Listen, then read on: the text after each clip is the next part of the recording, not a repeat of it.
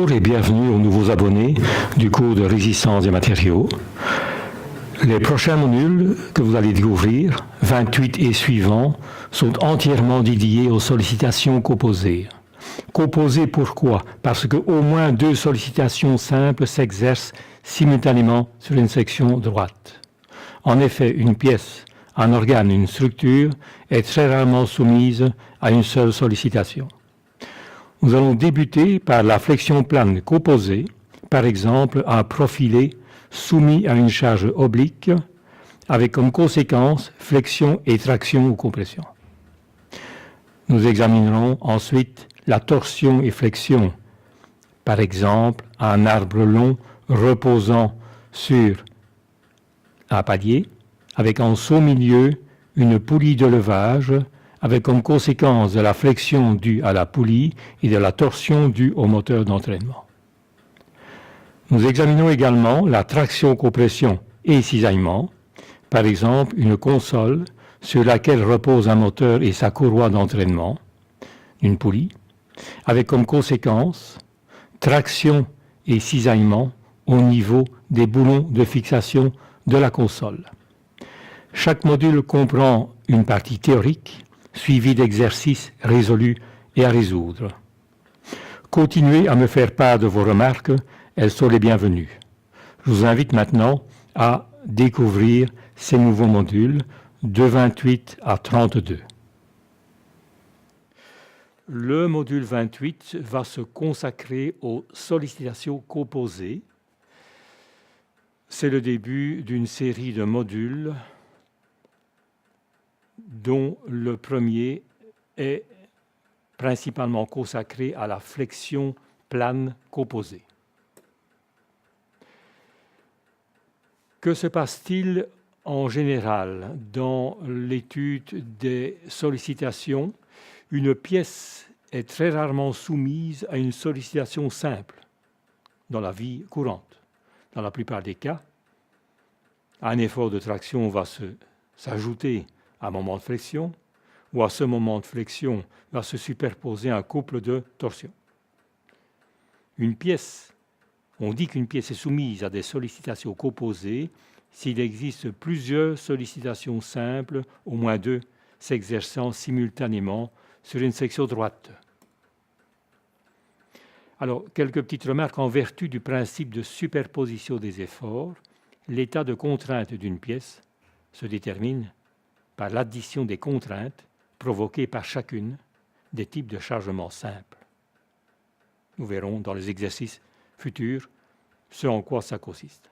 Attention, le principe de superposition ne peut s'appliquer que lorsque le matériau obéit à la loi de Hooke, donc la loi des déformations proportionnelles aux efforts, et lorsque les déformations sont faibles.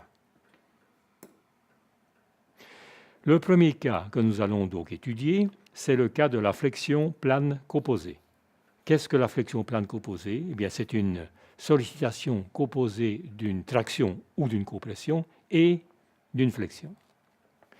La flexion plane composée est un mode de flexion tel que toute section droite d'une barre est soumise à un moment fléchissant et à un effort normal appliqué au centre de gravité. En effet, la traction provoque un effort normal et la flexion provoque un moment fléchissant. Réalisons l'étude de l'exercice numéro 1. Considérons une barre AB encastrée à cette extrémité, au point A, et soumise à un effort P qui est situé dans le plan de symétrie, mais qui est oblique par rapport à l'axe horizontal de la barre. Donc voici cette poutre, et voici l'effort P oblique à l'axe horizontal de la pièce. Voici déjà la décomposition de P suivant deux efforts P' et P seconde. l'angle étant ici un angle alpha égale 35 degrés.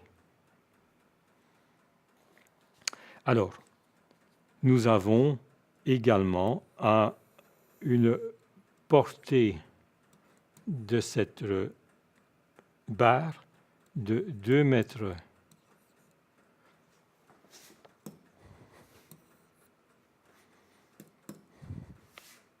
Nous avons une portée égale à 2 mètres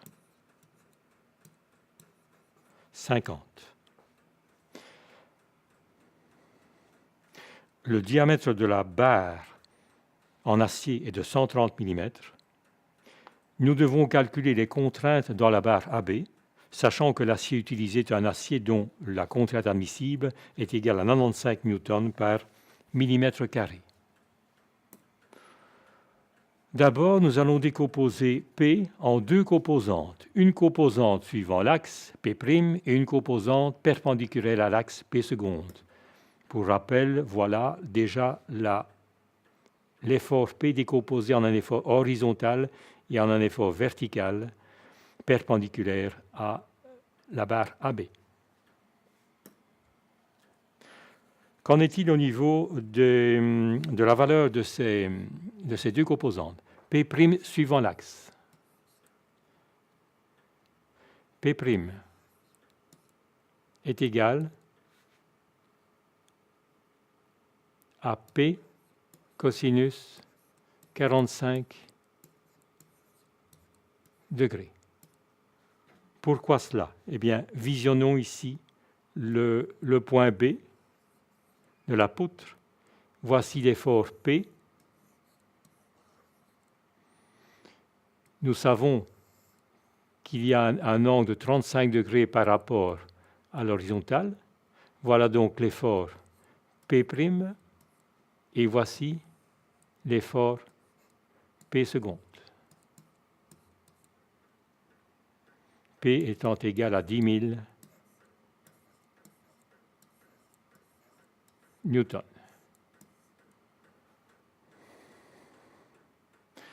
P'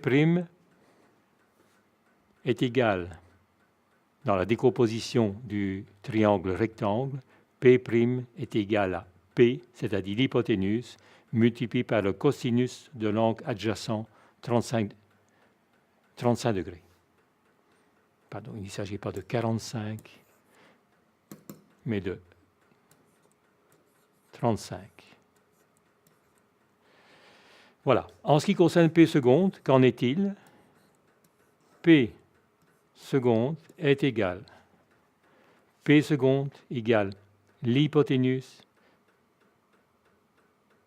multiplié par le sinus de l'angle opposé, c'est-à-dire cet angle-ci, qui est égal à 35 degrés. Donc, P sinus 35 degrés. Voilà la décomposition de ces deux efforts, de cet effort P en deux composantes. P' communique une traction dans la barre AB. La contrainte est donc constante dans toute la section et vaut sigma' égale P' sur S. En effet, nous l'avons vu dans la traction, l'effort P' réalise une traction sur la barre et cette traction est constante sur tout l'élément AB. Que vaut la contrainte sigma'? Bien, la contrainte sigma' est donc égale à P' sur S, c'est-à-dire P'. Quelle est la valeur de P cosinus 45? P cosinus 45 vaut donc 10 000 que multiplie 0,81 91, qui est la valeur du cosinus 35, ce qui équivaut à P' égale 8191 newtons.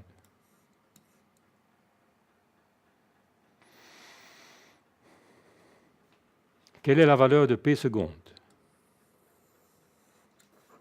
P seconde égale 10 000 que multiplie le sinus de 35 degrés, c'est-à-dire 0,5735, c'est-à-dire 5735 newtons.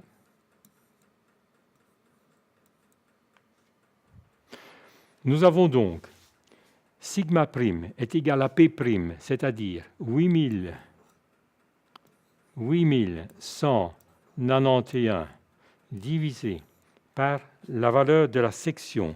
Quelle est la valeur de la section? C'est égal à pi d carré sur 4. Excusez-moi, pi d carré sur 4. C'est-à-dire, c'est égal à 8191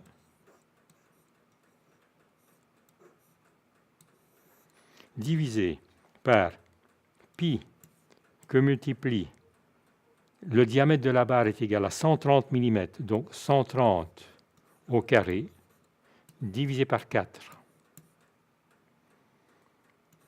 Cela est égal à 0,62 newton par millimètre carré. Voilà la valeur de P'.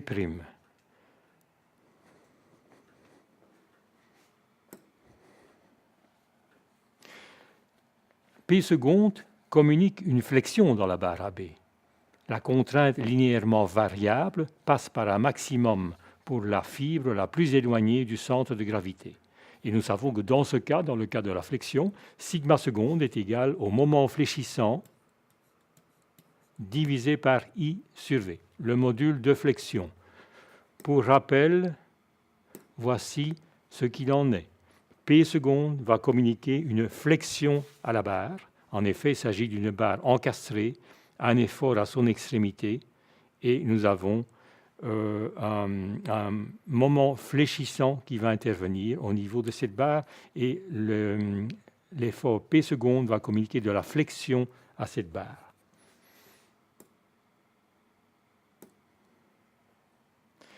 Qu'en est-il au niveau de la contrainte sigma seconde?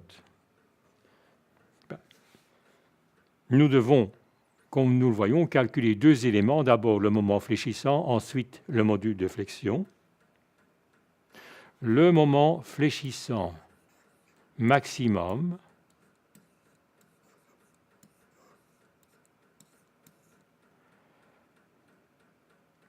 est égal à P seconde fois L. Souvenez-vous, dans l'étude des poutres, il s'agit donc de la portée multipliée par l'effort L, c'est-à-dire P seconde est égal à 5735 newtons multiplié par L qui est égal à 2,50 m,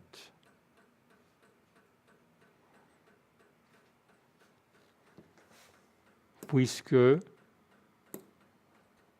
voilà la longueur de la poutre 2,50 m et voilà les 5735 newtons pour P seconde. Donc nous avons effectivement 5735 multiplié par 2,50 m et nous avons donc pour valeur 14 337 newton-mètres. Ou, bien sûr, 14 337 000 newton-millimètres.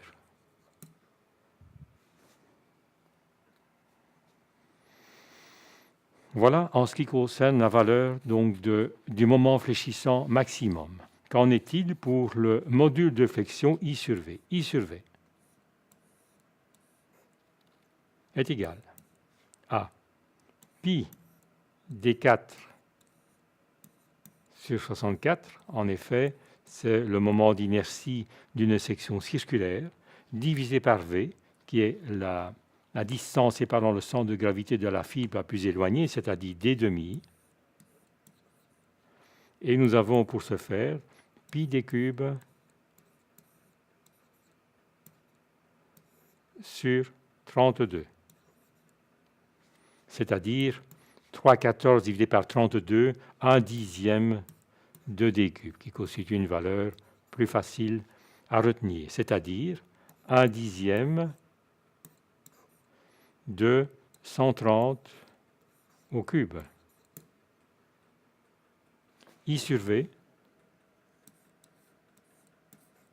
est donc égal à 219 700 mm3.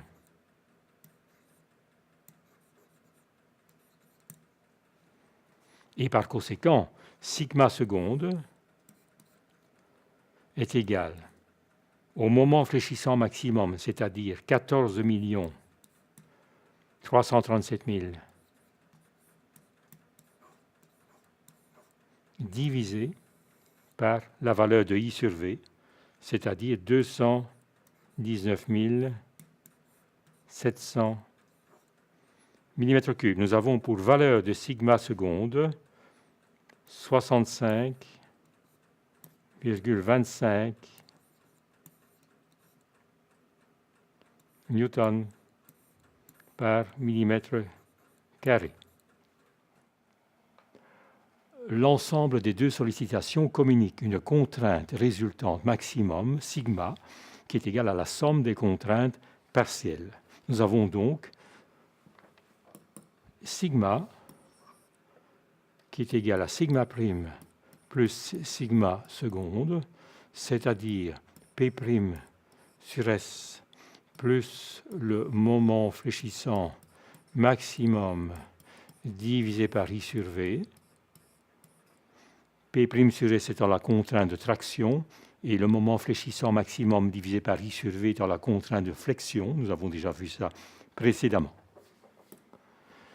Qu'en est-il au niveau de notre profilé qui est de section circulaire? Nous avons l'échelle 1,1 pour le profilé, le voici représenté. Nous adoptons l'échelle 1 newton par millimètre carré est égal à 1 mm pour la contrainte.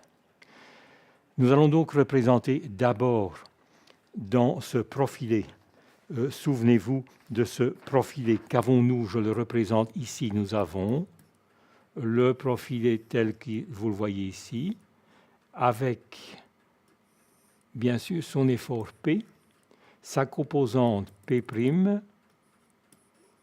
et sa composante P seconde que vous voyez ici. Alors, P' communique évidemment de la traction dans le profilé de section AB. C'est ce que vous voyez ici, la contrainte de traction qui est égale à 0,62 newton par millimètre carré. La voilà représentée. Nous allons représenter également la contrainte de flexion qui est bien sûr provoquée par la composante P seconde qui provoque un moment fléchissant et une flexion de ce profilé dont la contrainte est représentée d'abord ici même au niveau des fibres supérieures, c'est-à-dire que lorsque ce profilé va fléchir, les fibres supérieures vont se tendre, il y aura donc de la traction. Voici donc la contrainte de traction représentée pour les fibres supérieures. Et voici la contrainte de compression représentée pour les fibres inférieures qui vont se comprimer. La valeur maximum de cette contrainte étant égale à 65,25 newton par millimètre carré. La résultante de tout cela, évidemment, c'est 65,25 plus 0,62 en ce qui concerne les fibres supérieures. Donc nous avons une contrainte égale à 65,87 newtons par millimètre carré pour les fibres supérieures. Et pour les fibres inférieures, nous avons à la fois de la compression, mais nous avons aussi une composante de traction. Donc nous avons 65,25 moins 0,62, ce qui équivaut à 64,63 newtons par millimètre carré. La contrainte maximale est donc de 65,87 newtons par millimètre carré. Quelle est la condition de résistance de la barre? Eh bien, il faut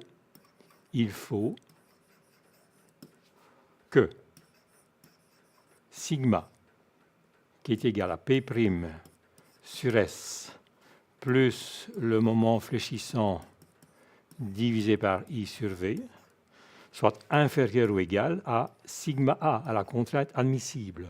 Ils font donc que 65,87 soit inférieur aux 95 newtons par millimètre carré qui correspond à la contrainte admissible. C'est évidemment le cas, donc nous pouvons considérer que notre profilé est bien adapté aux sollicitations imposées à celui-ci.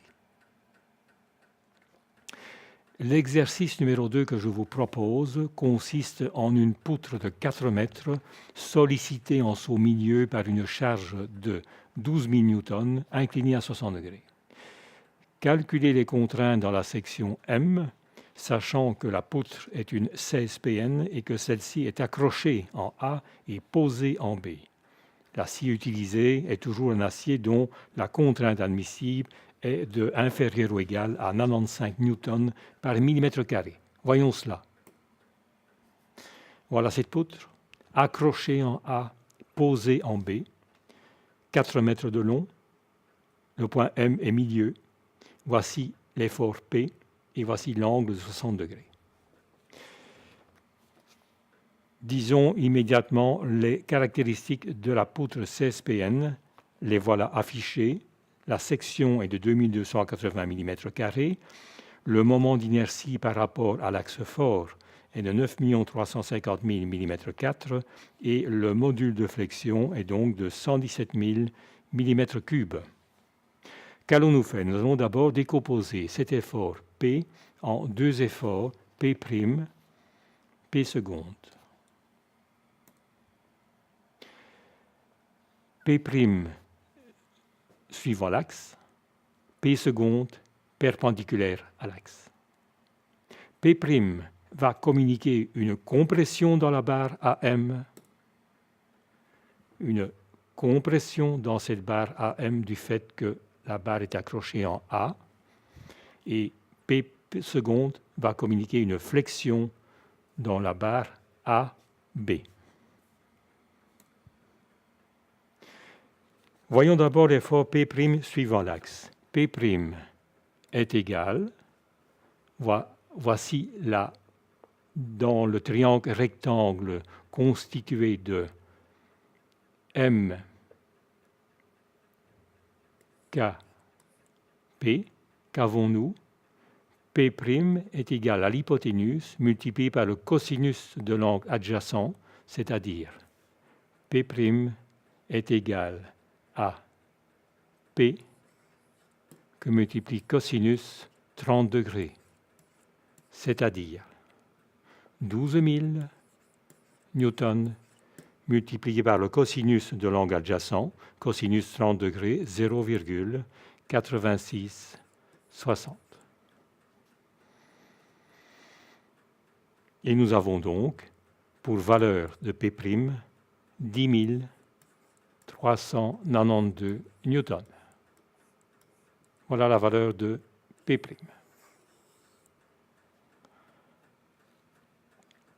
P seconde. Oui, qu'en est-il? Voyons d'abord la valeur de sigma prime. Nous avons tous les éléments pour calculer la contrainte de compression.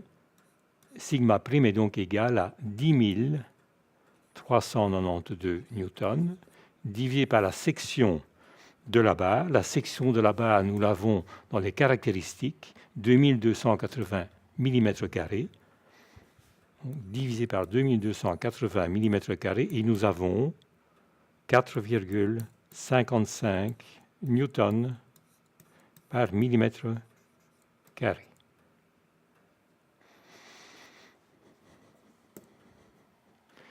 P seconde communique une flexion dans la barre AB. La contrainte qui est linéairement variable passe par un maximum pour la fibre la plus éloignée du centre de gravité.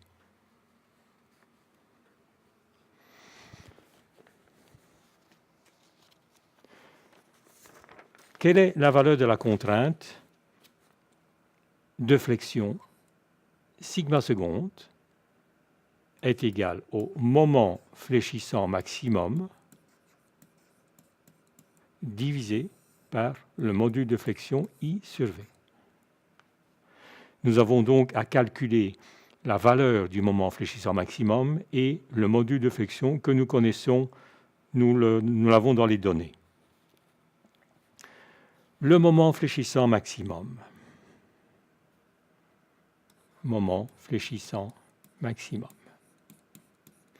Il est bien sûr, le point M étant au centre de la poutre, le moment fléchissant maximum effectivement est au centre de cette poutre. C'est une poutre posée sur deux appuis, l'un un appui étant crochet, l'autre posé. Nous avons un effort vertical.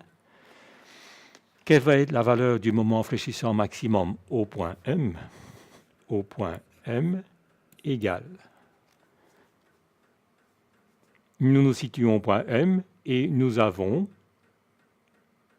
E moins RB que multiplie la distance séparant le point M du point B, c'est-à-dire 2 mètres. Nous avons donc moins RB fois 2 mètres ou 2000 mm.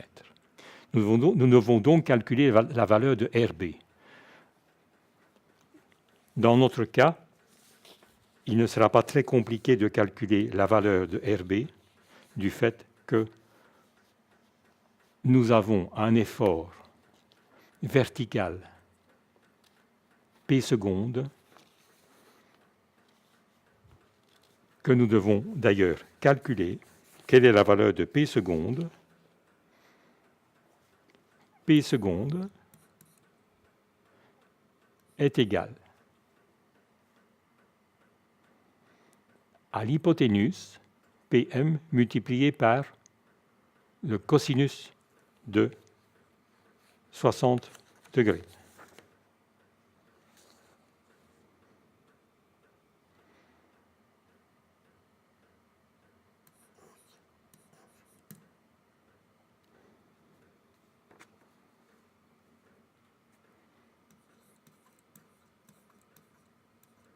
Nous avons donc 12 000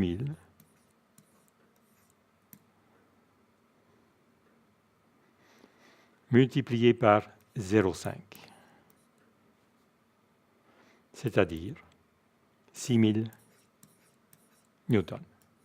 Voilà la valeur de P seconde.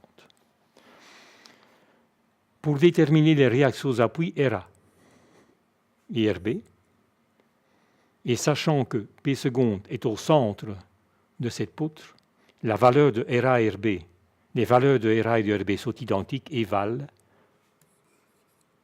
3000 newtons, 6000 divisé par 2, c'est-à-dire 3000 newtons.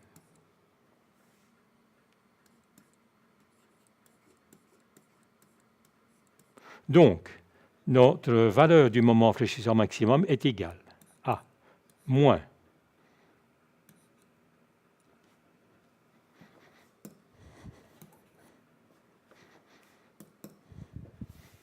moins 3000 newtons que multiplie 2000, la distance séparant le point M de RB.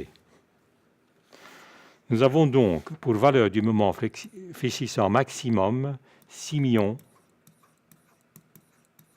de newtons millimètres.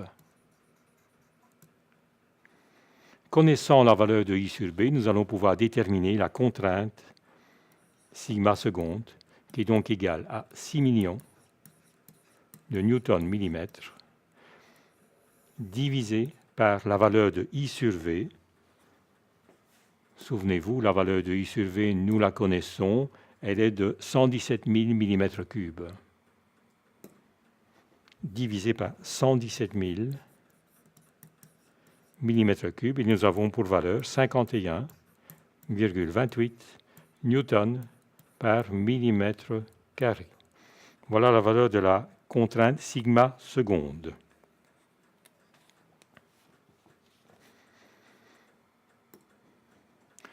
L'ensemble des deux sollicitations va communiquer une contrainte maximum sigma qui est égale à la somme des contraintes partielles. Nous l'avons déjà vu précédemment. Nous avons donc sigma qui est égal à sigma prime plus sigma seconde.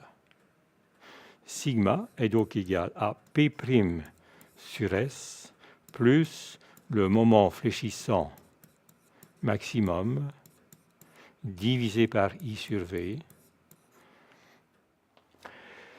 Dans la section dangereuse, on aura donc,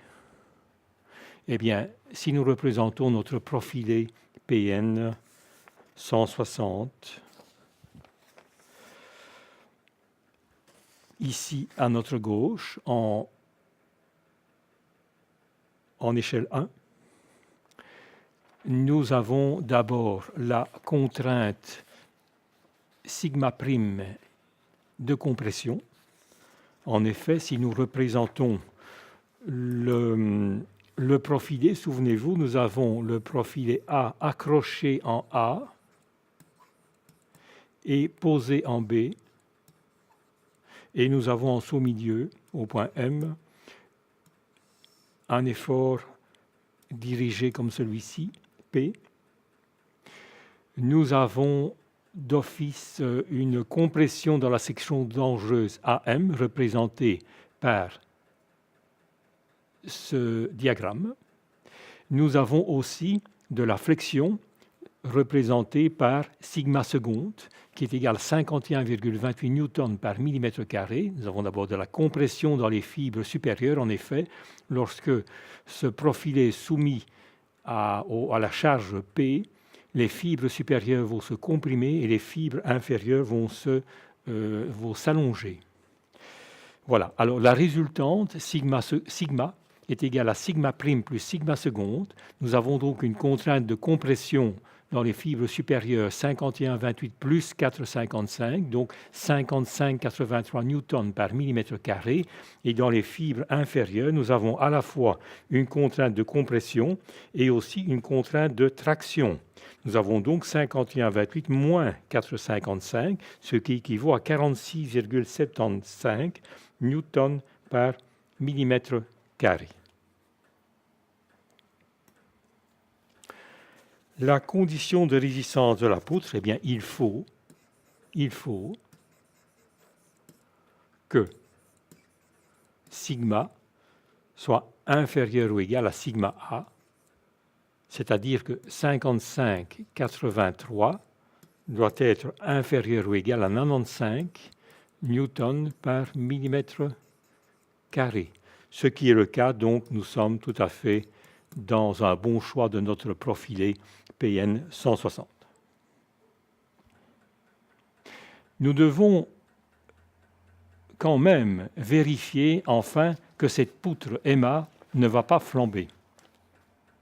À ce sujet, je vous conseillerais de revoir la vidéo 22 et les suivantes consacrées au flambement. Qu'en est-il du fait que la composant P'(M) communique une compression à la barre AM? Souvenez-vous, la barre AM est accrochée en A. Il se pourrait donc que cette barre AM puisse flamber. Nous allons donc la vérifier au flambage. Nous allons donc voir si Euler peut s'appliquer. Pour rappel, Euler peut s'appliquer, donc Euler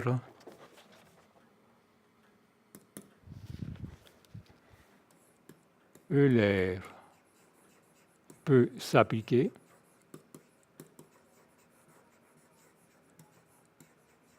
si l'élancement, souvenez-vous, lambda, est supérieur à 110. Nous allons d'abord vérifier que cet élancement est effectivement supérieur à 110. Que valait l'élancement? L'élancement, c'était égal à la longueur de flambage, divisé par le rayon de giration ρ. Que vaut la longueur de flambage? Eh bien, la longueur de flambage vaut ici 2 mètres. Pourquoi? Eh bien, depuis le point A jusqu'au point M, nous avons 2 mètres de longueur. Que vaut le rayon de giration ρ est égal à, souvenez-vous, à la racine carrée de I sur S, I étant le moment d'inertie suivant l'axe faible. Attention, S, la section. C'est-à-dire la racine carrée de le moment d'inertie suivant l'axe faible est ici égal à 547 000, voire le catalogue, divisé par la section qui reste la même, 2280.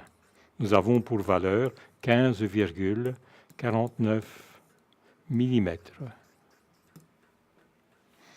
La valeur de lambda est donc égale, à 2000 mm divisé par 15,49 mm, c'est-à-dire 129,11 supérieur à 110. Nous pouvons donc appliquer Euler et notamment déterminer la charge critique d'Euler. Déterminons la charge critique d'Euler, c'est-à-dire la charge à ne pas dépasser. Que vaut-elle? La charge critique d'Euler FC est égale à pi carré que multiplie E, le module d'élasticité, fois I, le moment d'inertie suivant l'axe faible, divisé par la longueur au carré. C'est-à-dire que nous avons pi carré que multiplie en général la valeur de E est de 220 000 pour de l'acier de construction tel que nous l'utilisons ici, multiplié par I suivant l'axe faible, c'est-à-dire 547 000 mm², divisé par notre longueur, notre élément AM au carré, 2000 au carré. Nous avons pour valeur 296 928 newtons.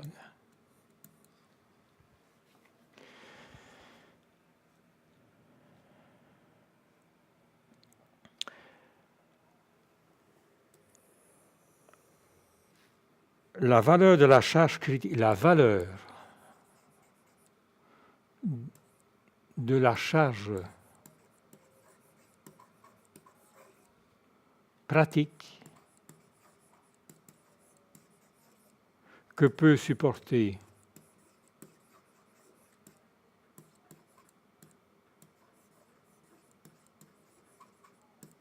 la barre est donc égale à 296 928 divisé par le coefficient de sécurité. Oui, nous avons omis de l'indiquer. Le coefficient de sécurité que nous avons pris est égal à 4 pour l'acier, c'est-à-dire une valeur égale à 74 232 newtons. Voilà la charge pratique que peut supporter la barre. Cette valeur est largement supérieure aux 10 392 newtons qui constituait la valeur de P' suivant l'axe de AM et qui était la force P' que nous avons calculée précédemment. Donc, nous n'avons ici pas de risque de flambage de cette portion de barre AM soumise à compression et par conséquent, il n'y aura pas de flambage dans cette portion de la barre. Nous avons ainsi terminé le module 28.